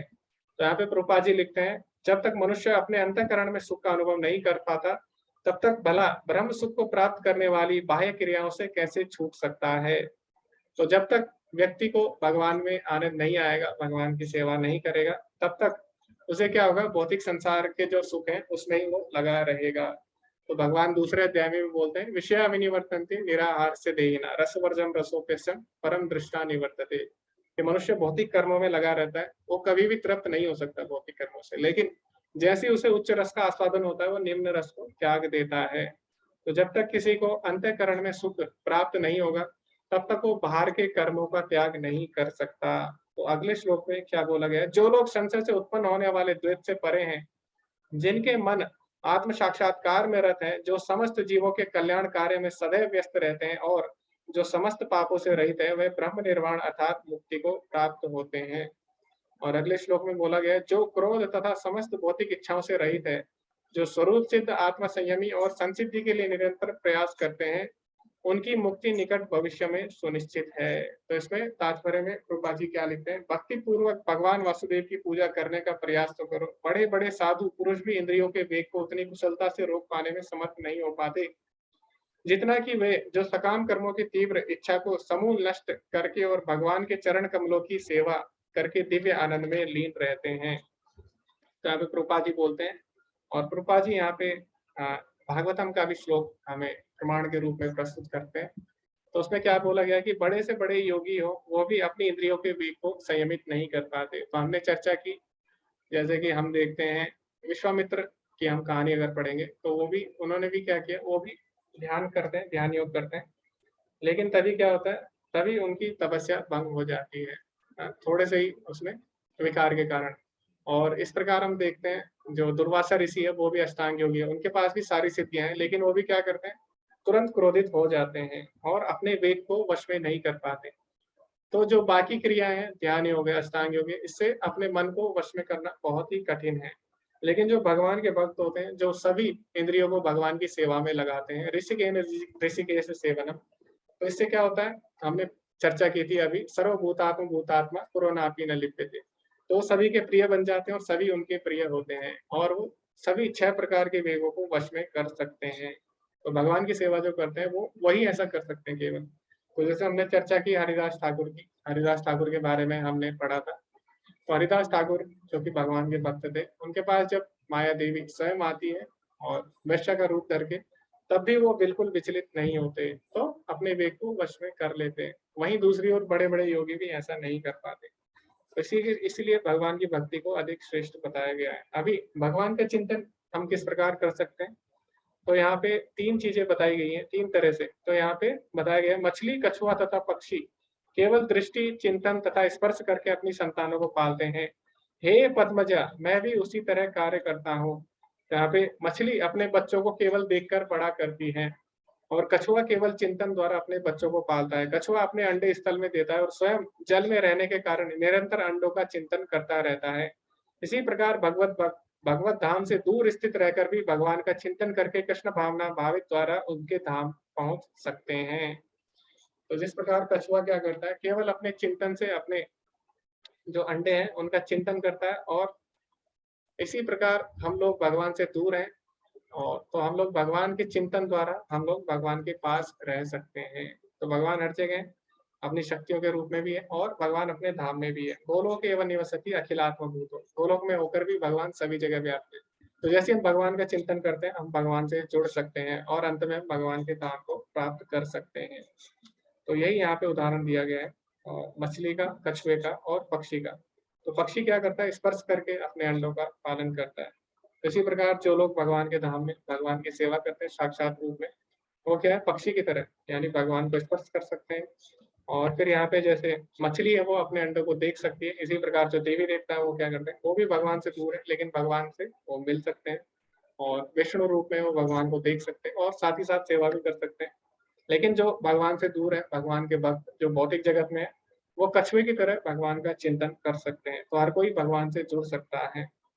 और आगे यहाँ पर अभी जो हम श्लोक पढ़ेंगे उसमें अष्टांग योग की चर्चा हुई है। तो 27वां 28वां जो श्लोक है उसमें अष्टांग योग के बारे में बताया गया है। और अगला जो अध्याय है वो अष्टांग योग के बारे में, इसीलिए भगवान क्या कर रहे हैं, इसमें हमें अष्टांग योग का संकेत देते हैं। इसमें हमें अष्टांग योग का जो अध्याय है उसका हिंट हमें देते हैं। तो 27वें 28वें श्लोक में बोला गया, समस्त इंद्रिय विषयों को बाहर करके दृष्टि को भौहों के मध्य में केंद्रित करके प्राण तथा अपान वायु को नथुनों के भीतर रोककर और इस तरह मन इंद्रियों तथा बुद्धि को वश में करके जो मोक्ष को लक्ष्य बनाता है, वह योगी इच्छा, भय तथा क्रोध से रहित हो जाता है। जो निरंतर इस अवस्था में रहता है वह अवश्य ही मुक्त है। तो इसके बारे में विस्तार से अगले अध्याय में चर्चा करेंगे। तो अभी हम देखते हैं भगवान ने क्या किया। धीरे धीरे हमें कर्म योग के बारे में बताया, उसके बाद भगवान ने ज्ञान योग के विषय में बताया, उसके बाद निष्काम कर्म योग के बारे में बताया, फिर उसके बाद अभी भगवान किसके बारे में बताने वाले हैं, उसके बाद अभी भगवान हमें अष्टांग योग के विषय में भी बताने वाले हैं। तो इस प्रकार हम देखते हैं भगवद गीता में अलग अलग योगों की चर्चा करते हैं। तो प्रभुपाद जी इस पे क्या बोलते हैं, योग सीढ़ी। तो ये योग की एक सीढ़ी है। तो इसकी तुलना सर्वोच्च आध्यात्मिक अनुभूति को प्राप्त करने की सीढ़ी से की जा सकती है। यह सीढ़ी जीव की निम्नतम भौतिक स्थिति से शुरू होती है और शुद्ध आध्यात्मिक जीवन में पूर्ण आत्म साक्षात्कार तक उठती है। विभिन्न ऊंचाइयों के अनुसार सीढ़ी के विभिन्न भागों को अलग अलग नामों से जाना जाता है, लेकिन कुल मिलाकर पूरी सीढ़ी को ही योग कहते हैं। तो योग का मतलब केवल अष्टांग योग नहीं होता, या योग का मतलब केवल कर्म योग नहीं होता। योग क्या है, सारे योग को योग कहा जाता है। तो योग एक सीढ़ी है, और जो कर्म योग है और जो ध्यान योग है और ज्ञान योग है या अष्टांग योग है, ये क्या है, इसके अलग अलग स्तर है। हाँ, योग प्रणाली की कर्मिक प्रगति, कर्म योग से ज्ञान योग। कर्म योग का अर्थ है फलदायी गतिविधियां, पवित्र गतिविधियां या निर्धारित गतिविधियां। फिर कर्म योग करके व्यक्ति ज्ञान योग के मंच पर आता है। तो प्रारंभ में हम क्या करते हैं, कर्म योग करते हैं, यानी हमें अपनी इंद्रियों को भगवान की सेवा में लगाते हैं। तो जब हम अपनी इंद्रियों को भगवान की सेवा में लगाते हैं तो इंद्रियां किससे जुड़ी होती है, इंद्रियां हमारे मन से जुड़ी होती है। जब हम इंद्रियों को भगवान की सेवा में लगाएंगे तो धीरे धीरे हमारा मन भी भगवान की सेवा में लगता है, और मन बुद्धि से और बुद्धि आत्मा से जुड़ी रहती है। तो जब हमारी बुद्धि पवित्र होती है, जब हम भगवान की सेवा करते हैं इंद्रियों से, तो उससे क्या होता है, फिर हम भगवान के बारे में ज्ञान प्राप्त कर सकते हैं, भगवान के बारे में हम समझ सकते हैं। तो उसके बाद हम ज्ञान योग में आ जाते हैं। फिर कर्म योग करके व्यक्ति ज्ञान योग के मंच पर आता है और ज्ञान से इस अष्टांग योग तक पहुंच सकता है। और जब हम भगवान के बारे में ज्ञान प्राप्त कर सकते हैं तो उसके बाद क्या होता है, हम भगवान में और अच्छी तरह ध्यान कर सकते हैं। इसी को अष्टांग योग बोला जाता है। फिर ध्यान योग से मन को विष्णु पर केंद्रित करके भक्ति योग के बिंदु पर आए। तो इस प्रकार हम देखते हैं योग के अलग अलग स्तर है। तो पहले हम पढ़ते हैं, शुरू के हमने अध्याय में पढ़ा, कर्म कांड के बारे में पढ़ा। तो कर्म कांड से फिर हमने तीसरे अध्याय में कर्म योग के विषय में पढ़ा। तो दूसरे से तीसरे अध्याय में हम कर्म कांड से कर्म योग की तरफ पढ़ते हैं। उसके बाद कर्म योग से हम धीरे धीरे तीसरे अध्याय से ज्ञान योग की तरफ पढ़ते हैं, चौथे अध्याय में। और फिर ज्ञान योग से अभी हम कहाँ पढ़ेंगे, ध्यान योग की तरफ पढ़ेंगे, और अंत में फिर ध्यान योग से भक्ति की ओर। तो यहाँ पे क्या बोला गया है, कर्म योग से ज्ञान योग में जब ज्ञान और त्याग में कर्म योग की वृद्धि होती है तो उस अवस्था को ज्ञान योग कहा जाता है। तो जब हम भगवान के लिए कर्म करते हैं, तो जब हम अपने लिए कर्मों का त्याग करके हम भगवान के लिए जब इच्छा करते हैं कर्म करने की, तो उससे हम भगवान के विषय में ज्ञान प्राप्त कर सकते हैं। क्यों? क्योंकि हमारी बुद्धि पवित्र हो जाती है। तो इस अवस्था को, ये जो अवस्था होती है, इसको कर्म योग से ज्ञान योग की अवस्था में परिवर्तन कहा जाता है। पूर्ण ज्ञान में की गई गतिविधियां वास्तविक ज्ञान में प्रकृति को मजबूत करती है। तो भगवान ने कर्म योग के बाद ज्ञान योग क्यों बोला, ताकि हम भगवान के लिए अच्छे से कर्म कर सके। क्योंकि अगर हमें किसी के लिए कार्य करना है तो हमें उसके विषय में ज्ञान होना चाहिए। तो जैसे एक सिपाही होता है, जैसे राजा का एक मंत्री होता है, तो अगर उसे राजा के बारे में ज्ञान नहीं होगा तो राजा की अच्छे से सेवा नहीं कर पाएगा। अगर उसे यही नहीं पता होगा राजा को क्या पसंद है, राजा कितने बजे उठता है, राजा क्या क्या करता है, तो राजा की अच्छे से सेवा नहीं कर पाएगा। इसीलिए क्या होता है, जो भगवान के भक्त होते हैं भगवान के लिए कर्म करते हैं। तो ज्ञान योग से क्या होता है, ज्ञान योग से उन्हें भगवान के बारे में ज्ञान होता है, जिससे वो और अच्छी तरीके से भगवान की सेवा कर सकें। ज्ञान योग का अर्थ है उच्च ज्ञान की अटकलों द्वारा सर्वोच्च के साथ संपर्क में रहना। यह भेद करना कि आत्मा क्या है और क्या पदार्थ है। तो वास्तविक ज्ञान क्या है, आत्मा और परमात्मा के अंतर को देखना। तो आगे प्रभुपाद जी लिखते हैं, जब जोड़ने की प्रक्रिया मुख्य रूप से अनुभवजन्य होती है तो इसे ज्ञान योग कहा जाता है। तो अभी हम पढ़ेंगे ज्ञान योग से ध्यान योग में क्या होता है। जब विभिन्न शारीरिक प्रक्रियाओं द्वारा परमात्मा पर ध्यान में ज्ञान योग बढ़ता है और मन उस पर होता है तो इसे अष्टांग योग कहा जाता है। तो जब हम ज्ञान योग में होते हैं हमें भगवान के विषय में पता लगता है, तो इससे क्या होता है, भगवान का चिंतन और ज्यादा बढ़ जाता है। हम और भगवान के बारे में पढ़ सकते हैं, भगवान के नाम रूप गुण और धाम के बारे में। इस तरह हम भगवान का हमेशा चिंतन कर सकते हैं। तो जैसे भगवान अर्जुन को भी बोलते हैं, तस्मात् सर्वेषु कालेषु माम अनुस्मर युद्ध च मयि अर्पित मनोबुद्धिर मामे वैश्यसि असंशया। तो भगवान बोलते हैं, अर्जुन अपना मन और बुद्धि मुझ में लगाकर युद्ध करो। तो जो भगवान का भक्त होता है वो सारे कामों को त्यागता नहीं है, बल्कि उसका मन सारे काम करता है, सांसारिक कार्य करते हुए भी उसका मन भगवान में केंद्रित रहता है। तो इस प्रकार की जो अवस्था होती है उसको ध्यान योग कहा जाता है। तो ये कब होगा, जब हमें भगवान के विषय में ज्ञान प्राप्त होता है, तभी हम भगवान में अच्छे से ध्यान कर सकते हैं।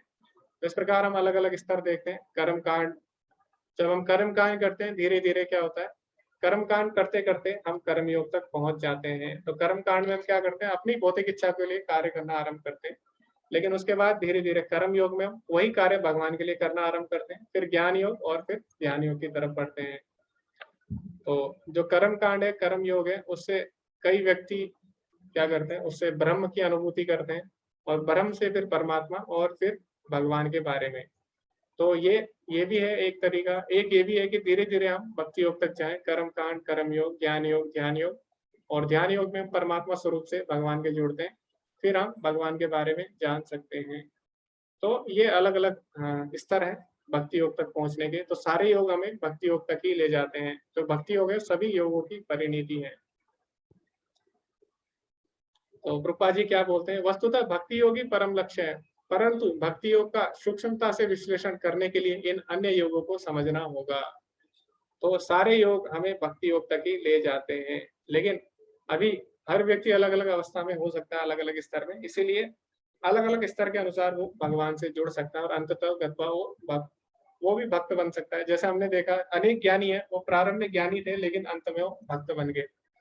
तो इसका उदाहरण कोई देना चाहता है, इसमें जो 4 कुमार है ब्रह्मा जी के, वो भी प्रारंभ में ज्ञानी थे, लेकिन जब वो भगवान के बारे में सुनते हैं तो भगवान के भक्त बन जाते हैं। इसी प्रकार हम अन्य उदाहरण देते हैं सुखदेव गोस्वामी का। तो सुखदेव गोस्वामी थे, वो भी प्रारंभ में ज्ञानी थे, लेकिन जब वो अपने पिता से भागवतम सुनते हैं भगवान के बारे में, वो भी भक्त बन जाते हैं। तो भगवान ने क्या किया, भगवत गीता में अलग अलग योगों की चर्चा की है, ताकि अलग अलग स्तर पे जो लोग हैं वो भगवान के भक्त बन सके। क्योंकि जब ज्ञान योगी भगवान के बारे में पढ़ेगा तो वो भी भगवान का भक्त बनेगा, और जो अष्टांग योगी है वो भगवत गीता में जब अष्टांग योग के बारे में पढ़ेंगे तो वो भी भगवान की भक्ति में जुड़ सकेंगे। तो इसीलिए अलग अलग योगों की भगवान ने चर्चा की है और सभी को समझना महत्वपूर्ण है। तो आगे हम शांति सूत्र की चर्चा करेंगे अंतिम श्लोक में, उसके बाद हम चर्चा करेंगे पूरा जो अध्याय है उसके विषय में। तो इस अध्याय का जो अंतिम श्लोक है उसको शांति सूत्र खोला गया है। तो शांति सूत्र में क्या बोला गया है, 3 चीजें हैं जिनसे हम शांति प्राप्त कर सकते हैं। वो क्या है, भोक्ताराम यज्ञ तपसाम सर्वलोक महेश्वरम सुहृदम सर्वभूतानां ज्ञात्वा शांति पृच्छति। तो 3 चीजें हैं जिनसे हम शांति प्राप्त कर सकते हैं। पहला क्या है, मुझे समस्त यज्ञों तथा तपस्याओं का परम भोक्ता समझना। तो भगवान को सभी यज्ञ और तपस्याओं का परम भोक्ता समझना, ये पहला सूत्र है। दूसरा सूत्र क्या है, सर्वलोक महेश्वरम, समस्त लोकों तथा देवताओं का परमेश्वर समझना। तो भगवान को समस्त लोकों और देवताओं का परमेश्वर समझना। और तीसरा शांति सूत्र क्या है, सुहृदम सर्वभूतानाम, कि भगवान सभी जीवों के उपकारी एवं हितैषी मित्र हैं। ये जानकर क्या होता है, व्यक्ति भौतिक दुखों से शांति लाभ करता है। तो 3 चीजें अगर हम अपने जीवन में जानते हैं और इसे हम अपने जीवन में उपयोग करते हैं तो इससे हम परम शांति को प्राप्त कर सकते हैं। तो प्रभुपाद जी यहाँ पे क्या लिखते हैं, मायावी ऊर्जा के चंगुल में बंधी सभी बद्ध आत्माएं भौतिक संसार में शांति प्राप्त करने के लिए उत्सुक हैं। लेकिन वे शांति के सूत्र को नहीं जानते जिसे भगवत गीता के इस भाग में समझाया गया है। तो हर कोई अपने जीवन में शांति चाहता है, लेकिन किसी को भी शांति कैसे मिलेगी उसके बारे में नहीं पता। और प्रभुपाद जी बोलते हैं भगवत गीता में इसको समझाया गया है ध्यान से। तो भगवान क्या बोलते हैं, भोक्ता राम यज्ञ तत्साम, यानी भगवान ही परम भोक्ता है। तो जब व्यक्ति माया के वश में होता है तो अपने आप को भोक्ता मान बैठता है और वो क्या करता है, दुख में फंस जाता है। क्योंकि प्रकृति के गुणों से जो सुख मिलता है, भगवान क्या बोलते हैं, आद्यंतवंत कौन है, उसका आदि और अंत होता है। इस प्रकार व्यक्ति अंत में क्या करता है, यही संस्पर्श जाप होगा दुख योनिते। तो प्रकृति के जो सुख है उससे अंत में केवल दुख ही प्राप्त होता है। तो जब व्यक्ति अपने आप को भोक्ता मानता है तो वो क्या करता है, वो प्रकृति के जो सुख है उनकी तरफ भागता है, उसका भोग करना चाहता है और अंत में दुख का भागी बनता है। तो पहला कारण ये है दुख का, और दूसरा कारण क्या है, सर्वलोक महेश्वरम। तो जब हम ये नहीं जानते कि भगवान ही सभी जो देवी देवता है सभी के भगवान क्या है, आदि है। भगवान बोलते भी अहम आदि ही देवानाम, तो भगवान ही सभी कारणों के कारण है। तो जब व्यक्ति ये बात नहीं जानता और अपने आप को ही स्वामी मान बैठता है तो यही उसके जीवन में दुख का कारण बनता है। और तीसरा हमें समझना होगा कि भगवान ही हमारे वास्तविक मित्र हैं। तो जैसे प्रहलाद महाराज है, उनको पता था कि भगवान ही वास्तव में उनके हितैषी है, इसीलिए उनके पिता ने इतनी यातनाएं दी, लेकिन फिर भी उनके मन में बिल्कुल भी डर नहीं था। क्यों? क्योंकि उनको पता था भगवान उनके हितैषी हैं। तो ये बातें जो तीन चीजें जानता है वो जीवन में शांति प्राप्त कर सकता है। तो अभी यहाँ पे चर्चा हुई है सुहृदम सर्वभूतानाम, यानी भगवान बोलते हैं मैं सबका परम हितैषी मित्र हूँ। तो किस तरह का दोस्त, कृष्ण कहते हैं मैं सुहृदम सर्वभूतानाम हूँ, यानी सुहित, वह चाहते हैं कि तुम कैसे खुश रहोगे। तो सुहृदम मतलब होता है जो हमारा हित चाहता है, सुहित। मित्र सामाजिक मित्रता, बंधु आधिकारिक मित्र, लेकिन सुहित का अर्थ है वो जो वास्तव में अपने मित्र की भलाई चाहता है। तो भगवान हमेशा हमारा कल्याण चाहते हैं। ईमानदार दोस्त जिसका आप वर्णन करते हैं, तो कृष्ण सुहित है, वहां हमेशा मेरे अच्छे की उम्मीद करते हैं, मैं कैसे अच्छा होऊंगा, इसलिए वहां मुझे समझा रहे हैं, कृपया आप मेरी शरण में आ जाएं। तो भगवान क्या चाहते हैं, हमारा सुख चाहते हैं। और जीवात्मा तब तक सुखी नहीं हो सकता जब तक वो भगवान की भक्ति नहीं करता। तो जैसे श्रीमद् भागवतम में भी आता है, समय पुंसा परो धर्मा यथो भक्ति अधोक्षजे अहेतु की अप्रताहिता ययात्मया सुप्रसिद्धते। वहां में बताया गया जीवात्मा जब भगवान की भक्ति करती है तो क्या करती है, परम सुख को प्राप्त कर सकती है। ययात्मया प्रसिद्धते, उससे आत्मा को वास्तविक आनंद प्राप्त होता है। तो इसीलिए भगवान भगवत गीता में बताते हैं आप मेरी शरण में आ जाए ताकि हम वास्तविक सुख को प्राप्त कर सके। तो इसीलिए भगवान हमारे परम हितैषी हैं। भगवान इसीलिए अपने भक्तों पर कृपा करते हैं। वैसे तो भगवान ने बोल दिया कि समोहम सर्वभूतेषु, मैं सभी के लिए समान हूँ, लेकिन अंत में भगवान बोलते भी ये भजन्ति तो माम भक्त्या मयि तेतेषु चाप्यः, कि जो मेरे भक्त हैं उन पे मैं विशेष कृपा करता हूँ। तो इसीलिए भक्तों के लिए भगवान क्या है, भगवान सभी के लिए सुहृदम सर्वभूता नाम है, लेकिन भक्त इस बात को जानते हैं और भगवान की सेवा करते हैं। तो यही इस अध्याय में हमने सीखा शांति सूत्र के बारे में। और एक और वाक्यांश है, प्रभुपाद जी बोला करते थे कि अभी जितने भी देश हैं सभी शांति के लिए उन्होंने क्या किया, एक संगठन भी बनाया। जब से द्वितीय विश्व युद्ध हुआ उसके बाद पूरे जगत में शांति स्थापित करने के लिए यूनाइटेड नेशन की स्थापना की गई, संयुक्त राष्ट्र संघ की।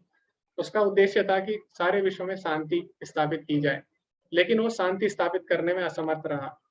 अभी भी हम देखते हैं, अभी भी कई देश आपस में लड़ रहे हैं, उनमें बिल्कुल भी शांति नहीं है, जबकि सभी देशों ने मिलकर संयुक्त राष्ट्र संघ बनाया ताकि पूरे देश में पूरे जगत में शांति हो सके। लेकिन जो संयुक्त राष्ट्र संघ है वो शांति स्थापित करने में असफल रहा है। हम देखें जब से संयुक्त राष्ट्र संघ बना तब से और ज्यादा देश विभाजित हो रहे हैं, और ज्यादा देशों में आपस में लड़ाई हो रही है। तो क्यों जो संयुक्त राष्ट्र संघ है वो भी शांति स्थापित करने में असफल रहा है? क्यों? क्योंकि प्रभुपाद जी बोलते हैं कि जब तक हमें पता नहीं होगा हमारे पिता कौन है, हमारे पिता एक ही है, तब तक आपस में भाईचारा स्थापित नहीं हो सकता। जब तक हमें पता नहीं होगा भाइयों को कि हमारे पिता एक ही है और हमें उनके लिए कार्य करना है, तब तक क्या होगा, तब तक भाईचारा स्थापित नहीं हो सकता। तो इसीलिए अपने पिता के बारे में जानना आवश्यक है, तभी भाईचारा स्थापित हो सकता है। तो अगर कोई भगवान के बारे में जानता है और भगवत गीता में जो चीजें बताई गई है, शिक्षाएं बताई गई है, उनका अनुसरण करता है, तभी वो जीवन में शांति प्राप्त कर सकता है। और ऐसा नहीं है प्रभुपाद जी ने केवल बोला, प्रभुपाद जी ने करके भी दिखाया। तो प्रभुपाद जी ने क्या किया, अभी आप देख सकते हैं इस्कॉन में हर देश से लोग जुड़े हैं, लेकिन वो क्या करते हैं, आपस में लड़ते नहीं है, आपस में प्रेम से रहते हैं। क्यों? क्योंकि उनको पता है उनके पिता एक ही हैं। उनके पिता कौन है? भगवान श्री कृष्ण है। पितामहस्य जगतो माता धाता पितामह, भगवान बोलते भी है भगवद गीता में। तो प्रभुपाद जी ने सिद्ध करके दिखाया और इस्कॉन की स्थापना की। उसमें अलग अलग देशों से लोग आए और उन्हें पता लगा कि हमारे वास्तविक पिता भगवान श्री कृष्ण है। इसीलिए वो लोग क्या करते हैं, आपस में लड़ते नहीं और शांति से रहते हैं। तो अगर हमें शांति स्थापित करनी है विश्व में, तो उसके लिए जरूरी है कि हम भगवद गीता की शिक्षाओं का पालन करें और हम ये जाने कि हमारे परम पिता कौन है और किस तरह उनको प्रसन्न किया जाए। तो इसी के साथ ये अध्याय समाप्त होता है। श्रील प्रभुपाद की जय। तो किसी का कोई प्रश्न है आप लोग पूछ सकते हैं, या किसी को कोई चर्चा करनी है आप यहाँ डिस्कस कर सकते हैं, या कुछ बिंदु है जो छूट गया आपको लगता है वो भी आप बता सकते हैं। हरे कृष्णा। या कोई सुझाव है आप वो भी दे सकते हैं। हरे कृष्णा। अलका माता जी। हरे कृष्णा प्रभु जी। जी, मेरा एक क्वेश्चन था कि ये अभी हमें जो हमारा सेकंड क्वेश्चन का असाइनमेंट है वो कहाँ पे सबमिट करना है? ओके। अभी उसका लिंक आया नहीं हमारे जी पास। माता जी, अभी क्या होगा कि जितने भी अध्याय हैं, पहली यूनिट जो है उसमें 6 अध्याय आते हैं। तो अभी जब हमारे 6 अध्याय समाप्त होंगे, उसका एक साथ सभी को प्रश्न दिए जाएंगे, तो उसको आपको सबमिट करना, एक साथ करना। फर्स्ट का तो हमने भेज दिया, प्रभु जी ने गूगल शीट भेजा था, उसमें हमने सबमिट कर दिया। जी माता जी, लेकिन अभी जो हम क्वेश्चन करेंगे, अभी मायापुर का जो पैटर्न है उसमें क्या है कि हम एक जो यूनिट है पूरी 1 से लेकर 6 तक अध्याय, उसको हम एक साथ करते हैं, उसके प्रश्न उत्तर एक साथ हम सबमिट करते हैं। जी जी जी माता जी। हरे कृष्णा प्रभु। हरे कृष्णा। तो कोई कुछ बिंदु साझा करना चाहते हैं या कोई किसी को कोई डाउट है, आप चर्चा कर सकते हैं।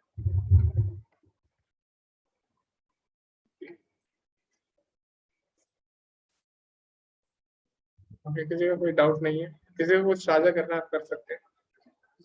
बिंदु अगर छूट गए आपको लगता है तो आप बता सकते हैं। माता जी बोल रही थी कि ये जो कोर्स है काफी फास्ट चल रहा है, तो ठीक है, अगर आपको लगता है कुछ बिंदु छूट जाते हैं तो आप अंत में बता सकते हैं। और ये कोर्स जो है वो पीपीटी है, मायापुर के अनुसार बनी है, तो हमें पीपीटी के अनुसार ही चलना होता है। तो इसीलिए जैसा पीपीटी में कभी कभी कुछ अध्याय जल्दी जल्दी खत्म किए जाते हैं, कुछ अध्याय बहुत ही धीमे धीमे, तो उसी पीपीटी के अनुसार ही हमें चलना होता है। लेकिन फिर भी कोई बिंदु छूट जाते हैं तो हम उनकी चर्चा कर सकते हैं, क्योंकि भक्ति शास्त्री में क्या होता है, भक्ति शास्त्री कोर्स में हम केवल चर्चा करते हैं, ये चर्चा के लिए बना है। इसलिए आप सभी लोग चर्चा कर सकते हैं। अगर आपको लगता है कोई बिंदु छूट गए तो आप उस पर चर्चा कर सकते हैं। हरे कृष्णा। तनुश्री माता जी। हरे कृष्ण प्रभु जी, मेरी वॉइस क्लियर है? जी माता जी। प्रभु जी, 3rd चैप्टर को हम कर्म योग बोलते हैं और 5th चैप्टर को कृष्ण भावना भावित कर्म बोलते हैं। जी तो माता जी। इसको ऐसे समझते हैं कि कर्म योग को जब पूर्ण ज्ञान के साथ करते हैं तो कृष्ण भावना भावित कर्म होता है, ऐसे? जी माता जी, बिल्कुल सही आपने बोला। तो अभी इसमें क्या है, इसमें इसको कर्म संन्यास योग भी बोला गया है। तो इस अध्याय में भगवान बताते हैं हमें वास्तव में कि हम कर्म करते हुए कैसे, अभी भगवान ने बताया, तीसरे अध्याय में भगवान बताते हैं कि जो भगवान के लिए कर्म करता है वो क्या होता है, वो पाप और पुण्य से ऊपर उठ जाते हैं, यानी वो ना पाप में आएगा ना पुण्य में। यज्ञार्थात् कर्मणो अन्यत्र लोकोऽयं कर्म बंधना तदर्थम कर्म कौन्तेय मुक्त संग समाचरः। तो भगवान बोलते हैं जो भगवान के लिए कार्य करता है, यानी विष्णु के लिए कार्य करता है यज्ञ रूप में, तो क्या करता है, वो कर्म बंधन से मुक्त हो जाता है, यानी पाप और पुण्य के बंधन में नहीं बनता। लेकिन भगवान के लिए कर्म कैसे करना है, क्यों भगवान के लिए कर्म करना है, और भगवान के लिए जो कर्म है उसकी क्या श्रेष्ठता है, उसके बारे में 5वें अध्याय में विस्तार से चर्चा हुई। तो 5वें अध्याय में भगवान उदाहरण के साथ समझाते हैं, कमल पत्र का उदाहरण भी देते हैं, और भगवान ये भी बताते हैं कि कर्म योग क्यों करना है, क्योंकि वो श्रेष्ठ है किससे, कर्म संन्यास से। तो उसी को भगवान विस्तार से समझाते हैं 5वें अध्याय में, और भी विस्तार से समझाते हैं। हाँ प्रभु, तो इसका कंटिन्यूटी मींस 3rd चैप्टर का थोड़ा ज्ञान के साथ समझना, जो कृष्ण भावना भावित कर्म, जी उसको ज्ञान के साथ जी। हाँ, इसीलिए बीच में जो 4th चैप्टर है उसको दिव्य ज्ञान योग बोला जाता है। जी माता। हाँ धन्यवाद माता जी। हरे कृष्णा। पल्लवी माता जी। हरे कृष्ण प्रभु जी। 17वें श्लोक में इसी चैप्टर के जो था कि जब मनुष्य की बुद्धि, मन, श्रद्धा तथा शरण सब कुछ भगवान में स्थिर हो जाते हैं, तभी वह पूर्ण ज्ञान द्वारा समस्त कलमश से शुद्ध होता है। तो प्रभु जी, इसमें जो शरण आया है, मन, बुद्धि और श्रद्धा भगवान में कैसे स्थिर होते हैं ये तो पता है। जो शरण शब्द है उसको शरणागति के जो 6 चरण है, ऐसे समझे क्या प्रभु जी हम? जी माता जी, यानी जो भगवान की शरण लेता है, तो भगवान बोलते भी हैं भगवद गीता के 18वें अध्याय में कि सर्वधर्मान् परित्यज्य मामेकं शरणं व्रज। तो इसमें शरण का मतलब है भगवान की शरण ग्रहण करना। तो जब कोई भगवान की शरण ग्रहण करता है, भगवान की शरण हम कैसे ग्रहण करते हैं? पहले हम शास्त्रों की शरण लेते हैं, फिर हम गुरु की शरण लेते हैं, फिर गुरु की कृपा से जब हमें दिव्य ज्ञान प्राप्त होता है, फिर हम भगवान की शरण लेते हैं। जी प्रभु। जी माता जी, हरे कृष्ण। हरे कृष्णा प्रभु। ओके, तो किसी को कोई और चर्चा करनी है आप बता सकते हैं, एड्रेस कर सकते हैं।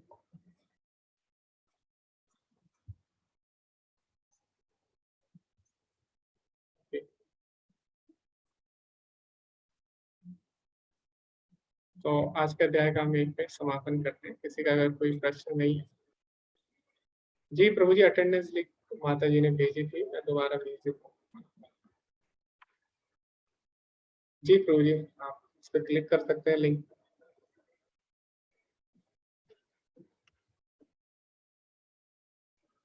ओके, धन्यवाद सभी का जुड़े रहने के लिए। तो आज का अध्याय में यहीं पे समाप्त करेंगे। अगले अध्याय में आप अष्टांग योग की चर्चा करेंगे, छठा अध्याय जो ध्यान योग के बारे में। सभी का धन्यवाद जुड़े रहने के लिए। वांछा कल्पतरुभ्यश्च कृपा सिन्धुभ्येव च पतितानां पावनेभ्यो वैष्णवेभ्यो नमो नमः। अनंत कोटि वैष्णव वृंद की जय। श्री प्रभुपाद की जय। हरे कृष्ण। धन्यवाद।